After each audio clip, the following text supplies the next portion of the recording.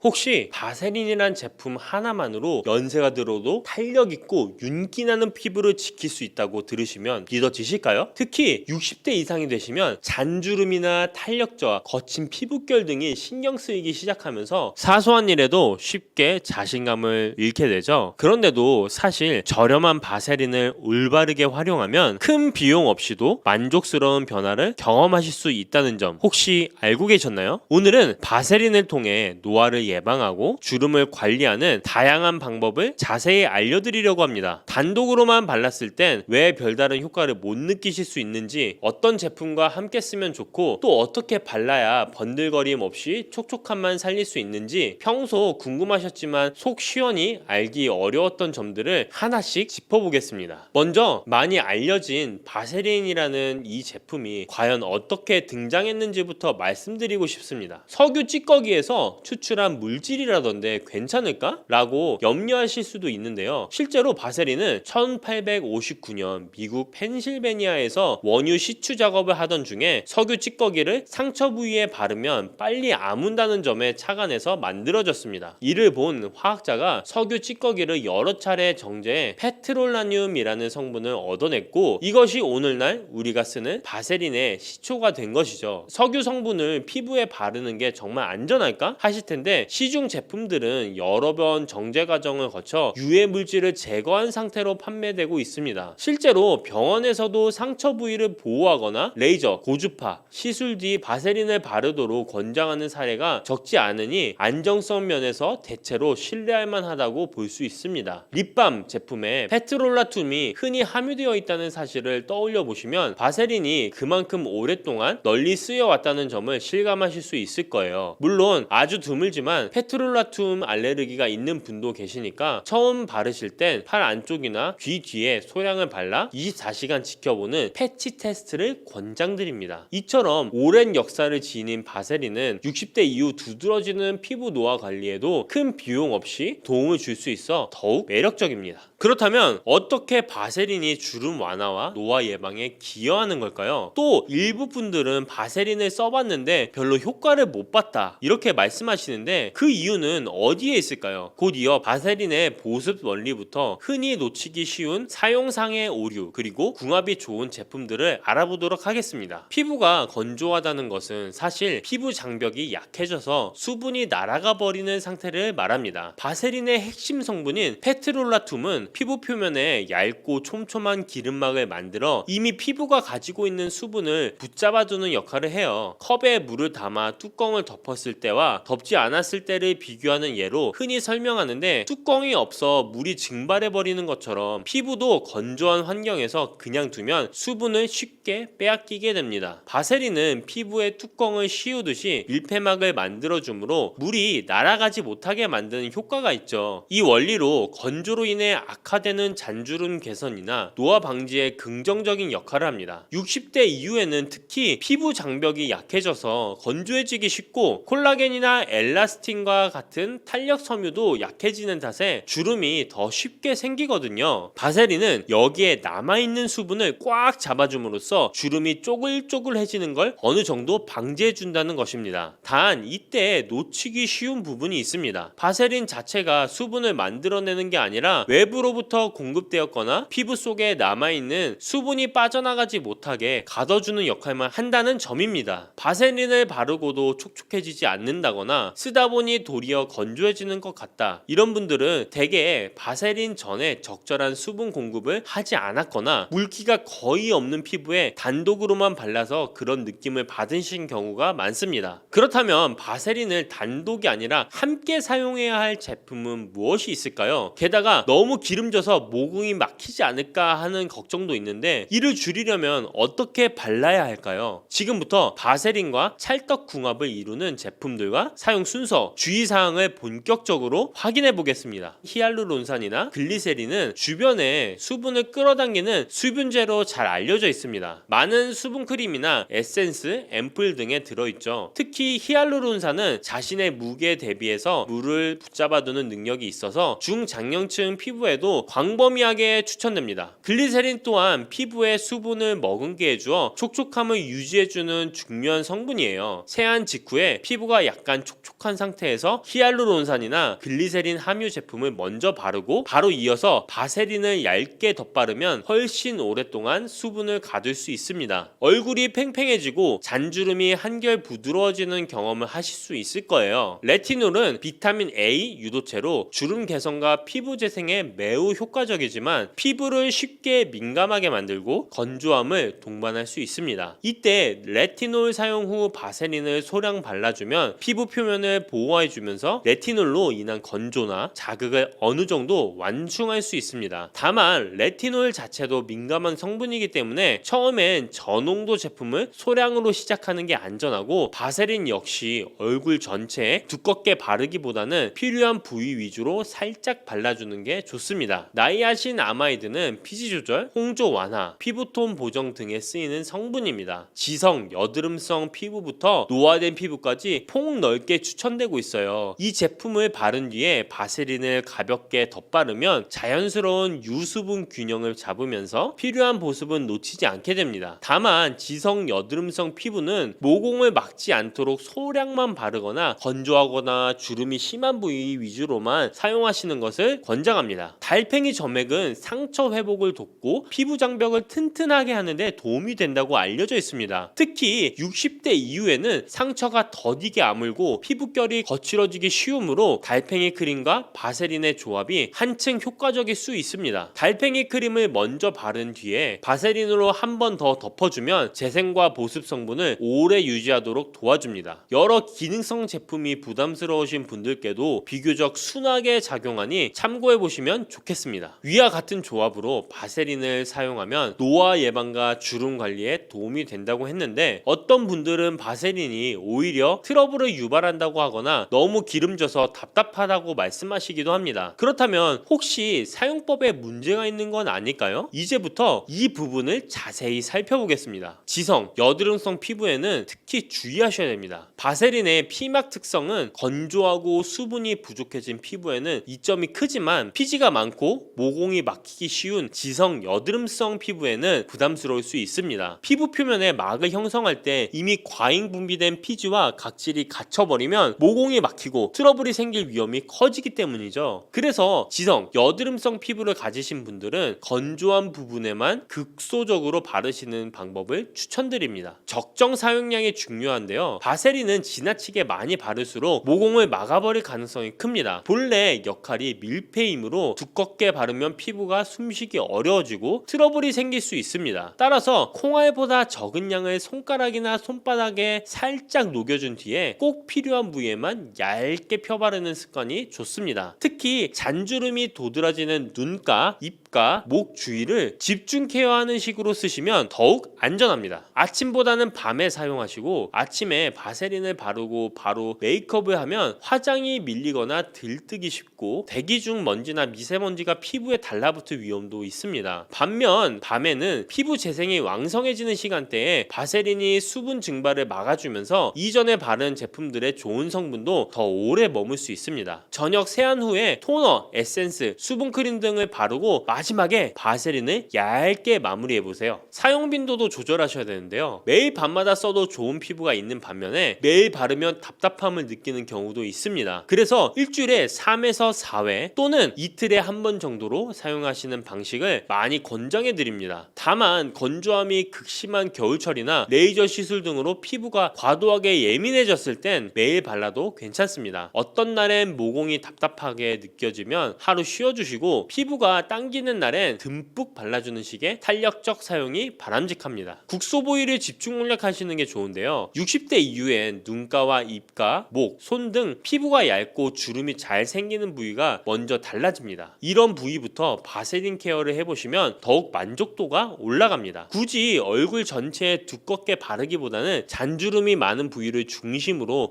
톡톡 두드려 주시고 남은 양을 손등 등에 살살 문질러 주시면 됩니다. 알레르기 반응은 반드시 테스트를 하셔야 되는데요. 바세린은 대부분의 경우 안전하지만 예민한 피부나 특별한 알레르기가 있는 분들께는 가려움이나 붉어짐이 일어날 수 있습니다. 따라서 본격적으로 사용하시기 전에 손목 안쪽이나 귀 뒤쪽처럼 잘 보이지 않는 곳에 먼저 바르고 24시간가량 두는 방법을 권합니다. 큰 문제 없으면 얼굴 등 다른 부위에 본격적으로 발라보셔도 괜찮습니다. 이제 바세린 사용법과 주의사항을 다 들으셨다면 본격적으로 피부에 어떤 변화가 생기는지 지켜보실 차례입니다. 그런데 왜 같은 바세린을 쓰고도 어떤 분은 별로라고 하시고 또 누군가는 엄청난 효과를 본다고 하실까요? 혹시 바세린 자체만의 문제는 아닐지도 모른다는 생각 해보신 적 있으신가요? 피부 관리는 외적인 노력과 함께 스스로를 돌보는 마음이 합쳐졌을 때 더 큰 상승 효과를 보게 됩니다. 60대 이후가 되면 이젠 뭘 해도 큰 차이가 없지 않을까? 라는 생각에 빠져서 스스로를 포기하기 쉬워요. 하지만 그럴수록 매일 저녁 세안 후에 내 피부를 살펴보고 크림을 바르고 바세린으로 마무리하면서 오늘도 내 피부 고생했다고 다정히 생각해주는 습관이 정말 중요합니다. 작은 손길로도 애정을 담아 케어해 주다 보면 단순히 잔주름이나 탄력만 달라지는 게 아니라 내 마음도 함께 밝아지는 느낌을 받으실 수 있습니다. 피부가 개선된다는 건 단순히 주름이 옅어지고 톤이 밝아지는 것만 의미하진 않습니다. 주변에 얼굴이 한결 건강해 보인다, 예전보다 표정이 밝아졌다 라는 말을 들으면 자연스레 외출할 때나 사람들을 만날 때도 자신감이 붙고 적극적으로 변하게 되죠. 이렇듯 바세린을 꾸준히 사용하면서 굳이 비싼 시술을 받지 않아도 생각보다 좋아졌다, 아침 화장도 편해졌다 라고 하시는 분들이 많이 계십니다. 여기엔 바세린을 바르는 몇 분의 시간마저 나 자신을 위하는 마음을 담았다는 공통점이 있어요. 결국 바세린이 기적의 물질은 아니더라도 그 효과를 배가시킬 수 있는 열쇠는 바로 우리 자신에게 달려 있습니다. 주름이나 노화 관리는 복잡해 보이지만 의외로 내 곁에 있던 저렴한 바세린과 나 자신을 아끼는 소소한 마음이 인생 후반부에 든든한 조력자가 되어줄 수 있습니다.